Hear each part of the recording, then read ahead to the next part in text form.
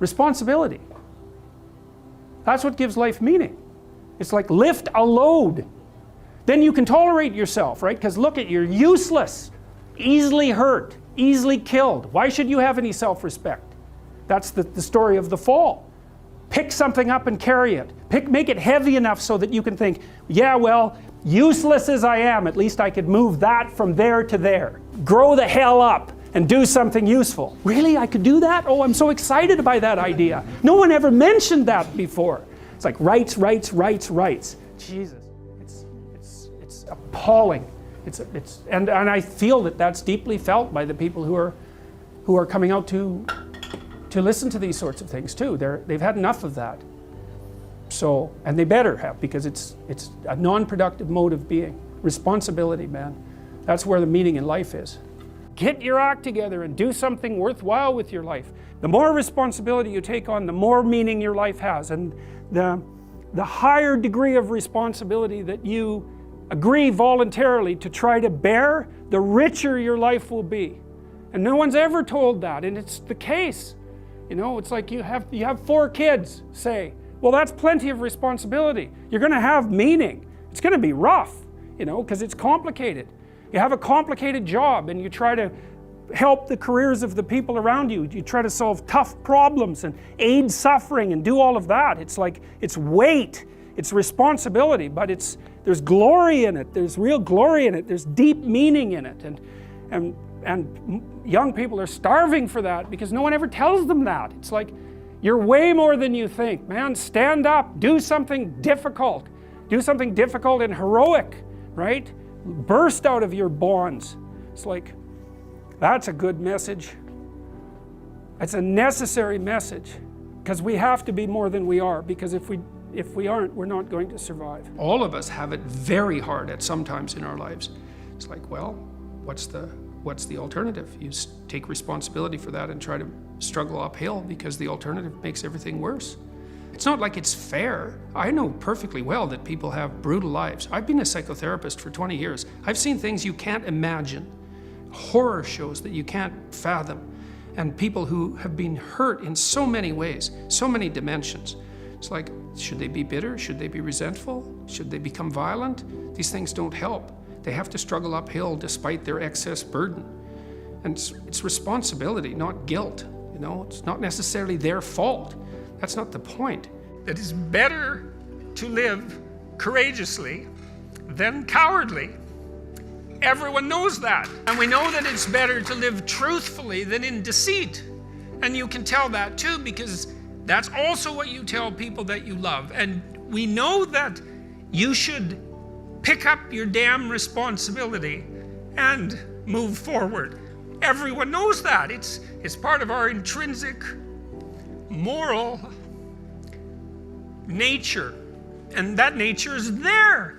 And it's not difficult to communicate to people about this. Like, everyone knows that you wake up at 3 in the morning when you've let your life go off the rails, and that you berate yourself for your uselessness and your cruelty and your failure to take the opportunities that are in front of you. And if you were the master in your own house, in some sense, the captain of your own destiny, if there was no intrinsic nature, well, that would never happen. You'd just let yourself off the hook. There'd be no voice of conscience tormenting you.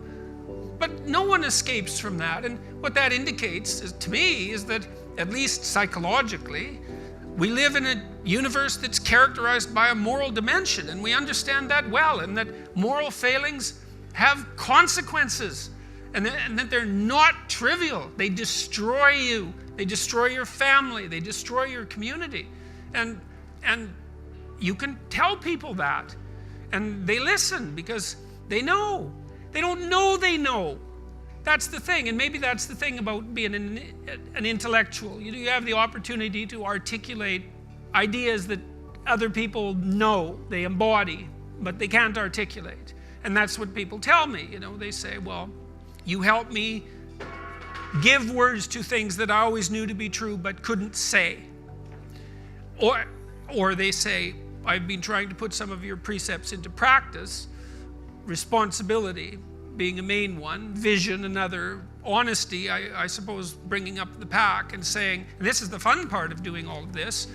Fun is a weak word. That it's the remarkable part of doing all this. I mean, I have people tell me constantly wherever I go, it's so delightful that, you know, they were in a pretty dark place and they tell me why. And there's plenty of dark places in the world, and they decided, well, maybe they were going to develop a bit of a vision and take a bit more responsibility and start telling the truth and putting some effort into something. And they come up and they say, well, you can't believe how much better things are. It's like, I got 3 promotions. I had one guy tell me, this was a lovely story, you know, 15 seconds.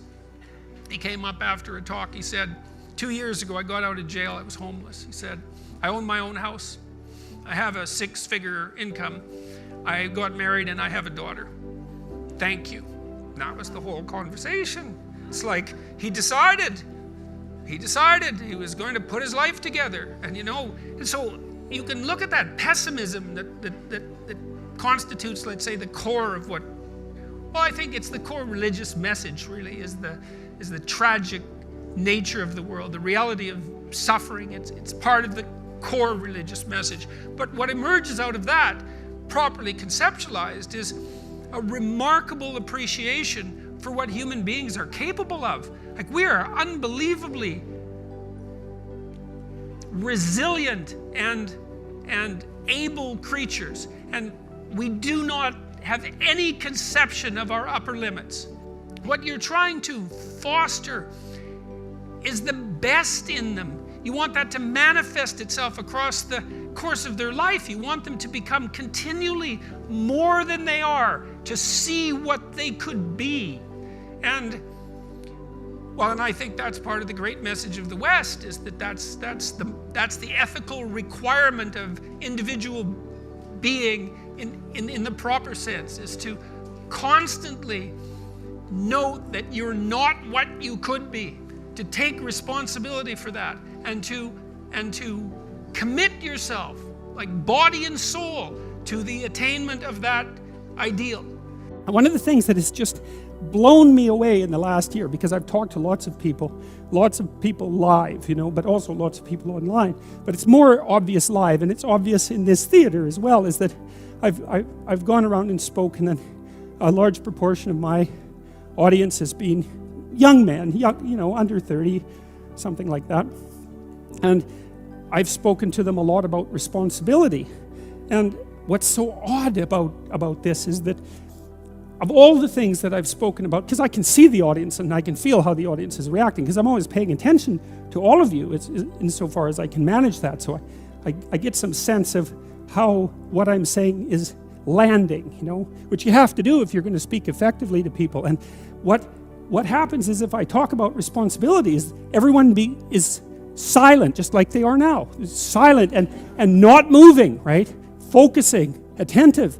Say, pick up your responsibility. Pick up the heaviest thing you can and carry it. And the room goes quiet and everybody's eyes open. And I think, that always makes me break up. I don't know why. I was speaking to an English journalist today. He was going to write an article in Spectator magazine, and I was talking about this. And at the same point in the discussion, I had the same emotional reaction. I don't really understand it. I think it's something.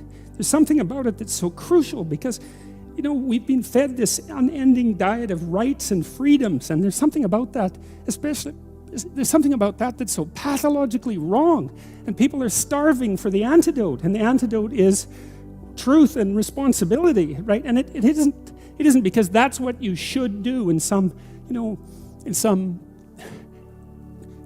I know better, or someone knows better for you what you should do sense. It's that that's the secret to a meaningful life, and without a meaningful life, then all you have is suffering and nihilism and despair and all of that, and self-contempt, and that's not good. And so it's necessary for men to stand up and take responsibility, and they all know that and are starving for that message. And the message is more that that's also a good thing, to stand up and take responsibility, because you're cursed so much now from when you're young with this notion that your active engagement with the world is part of what is destroying and undermining the planet and adding to the tyranny of the social systems. It's like, how about not so much of that, hey?